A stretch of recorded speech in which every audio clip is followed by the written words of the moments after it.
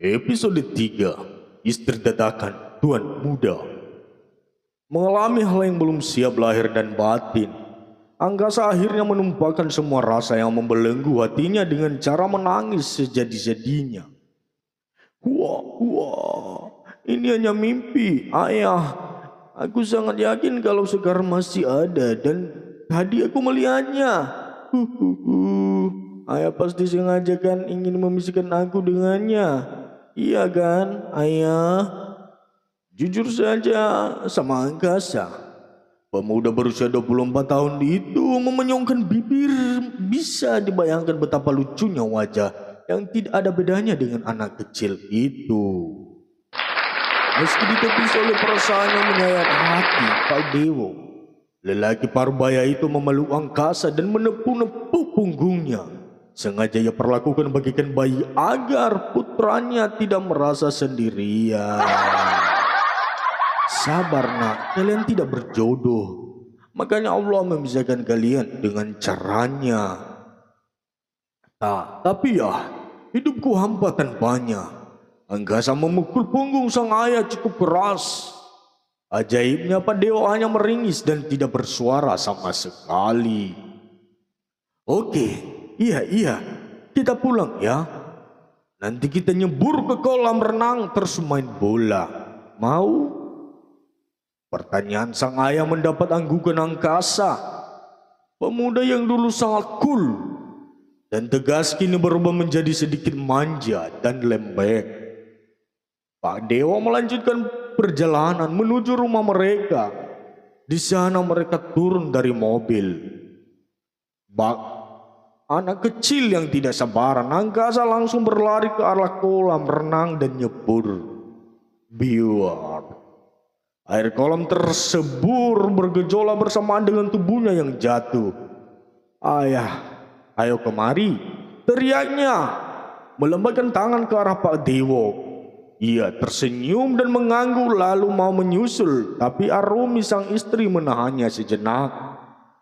Iya, tolong jangan perlakukan Angkasa layaknya anak kecil. Dia sudah dewasa, ya. Biarkan dia belajar mengikhlaskan kepergian mendiang istrinya. Pak Dewo menghela nafas. Tidak tahu caranya mengalihkan pemikiran Angkasa. Memang sangatlah berlebihan dan tidak memikirkan kalau kepribadian sang anak benar-benar berubah. Apa yang bisa kulakukan, Bu? Aku hanya ingin membahagiakan dan menghiburnya. Jika tidak, dia akan merusak semua benda yang ada di rumah ini tanpa sisa. Apa ibu mau? Pak Dewo dan Arumi menatap ke arah Angkasa sedang asyik berbicara sendiri. Memainkan air dengan cara melambungkannya ke atas. Angkasa menoleh ke sana ke sini mencari sesuatu. Ia menemukan ember sabun busa di ujung kolam. Sabun yang sengaja diperuntukkan untuk dirinya. Angkasa segera mengambilnya lalu menggosokkan benda itu ke tangannya. Setelah itu ia meniupnya hingga berupa bola-bola kecil yang berterbangan. Ore, ayah, Angkasa bisa buat kan? Bagus enggak ayah? Tanyanya menginginkan pujian. Pak Dewo dan Arumi terpaksa mengembangkan senyum. Hati mereka sangat terpukul melihat kondisi Angkasa. Pemuda tampan yang seharusnya berwibawa kini terlihat gemulai dan haus cinta kasih sayang. Ibu lihat sendiri kan? Kepergian Sekar menghancurkan hidupnya. Kita tidak tahu seberapa dalam cintanya pada wanita itu. Hingga kehilangan Sekar merampas sebagian hidupnya. Ucapan Dewo gampang. Iya ya. Jika kita carikan istri baru bagaimana? Ya, siapa tahu ia bisa melupakan Sekar. Bu Arumi menyarankan segala sesuatunya bisa saja terjadi. Pak Dewo mengerutkan dahi, mencerna ucapan sang istri dalam otak kecilnya. Mengingatkan dirinya tentang perempuan yang mirip Sekar di kafe tadi. Seandainya gadis itu setuju, aku yakin Angkasa bisa kembali normal secepatnya. Ayah, ayo kemari. Katanya mau main bareng. Anggasa menagih janji, menyadarkan pikiran kusut ayahnya. Oh iya nak, ayah nyusul nih. Jawabnya setengah berteriak. Bu, tolong siapkan handuk ya. Ditanya pada sang istri dan diangguki arumi.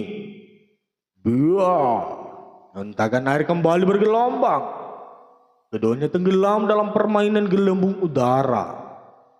Sulitnya meladeni angkasa. Sang ayah yang sudah tidak sekuat dulu rela berkorban demi anaknya.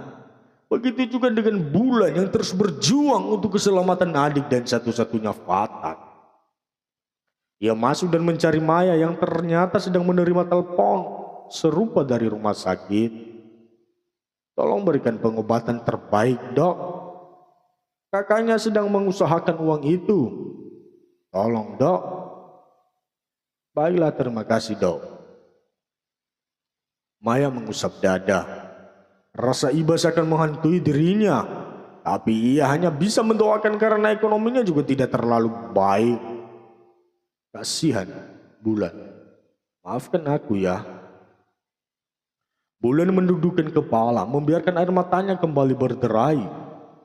Sedari kecil mereka hidup terlantar dan sampai saat ini tidak punya arah dan tujuan yang jelas untuk menggantungkan hidup mereka berdua. Sekuat hati, Bulan mau mengatakan jika ia akan menyetujui tawaran Pak Dewo demi adik kesayangannya. Baginya, nyawa Fatan sangatlah berharga dibanding dirinya sendiri. Mei, boleh pinjam handphonemu? Untuk apa? Aku malas meminjamimu jika kau keras kepala, Lan. Ketus Maya. Ia kesal dengan keputusan tergesa-gesa yang Bulan ambil. Aku mau bicara dengan Pak Dewo untuk membicarakan masalah ini. Jawabnya penuh keterpaksaan. Maya langsung melebarkan mulutnya. Hah, itu artinya kau akan melakukan permintaan Pak Dewo? Lan? Bulan mengangguk. Tidak ada cara lain, Mei. Rupanya mempertahankan harga diri tidak sebanding dengan nyawa seseorang. Tuh, kamu tahu. Fatan adalah adikmu, maka kau harus berkorban untuk hidupnya. Maya memberikan ponsel tersebut dan Bulan langsung mengetik nomor yang tertera.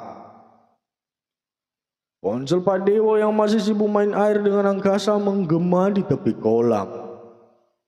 Tunggu, nak, siapa tahu penting. Pak Dewo berenang menepi dan menerima nomor tanpa nama tersebut. Halo.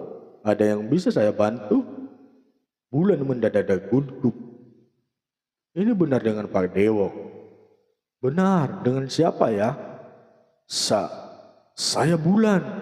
Om, apakah penawaran Om tadi masih berlaku? Tanyanya meragu. Pak Dewo nampak sangat gembira. Kau menerima tawaran itu? Ya Om, Dewo. Bisa kita bertemu di rumah sakit sekarang juga, karena adikku tidak bisa menunggu lebih lama lagi. Pak Dewo mengangguk. Bisa. Saya akan segera ke sana. Tolong share lokasinya ya. Bulan dan Maya langsung melepas senyum. Harapan mereka untuk Fatan agar segera terrealisasi.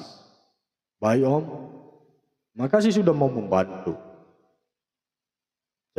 Selepas ponsel terputus, kedua gadis itu saling berpelukan.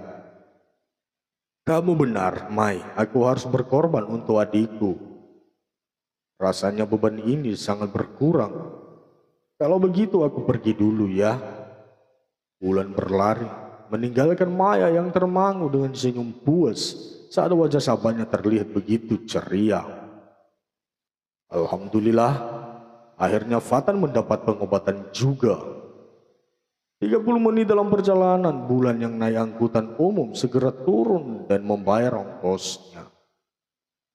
Ia berlari menyusuri koridor rumah sakit menuju ruangan sederhana di mana Fatan dirawat. Pasalnya ia tidak mampu menyewa ruang VIP untuk sang adik. Rupanya Pak Dewa sudah menunggunya di depan ruangan Fatan beberapa menit lebih dulu darinya. Om Dewo, ayo katakan sekarang apa yang harus saya lakukan supaya Fatan segera dioperasi. Om, ucapnya tersengal-sengal. Tidak sempat mengatur nafas lebih dulu. Pak Dewo memegang pundak Bulan. Tenanglah, nak. Adikmu sudah tidak di dalam. Dia tengah ada di ruang operasi. Jadi berdoalah agar semuanya berjalan lancar.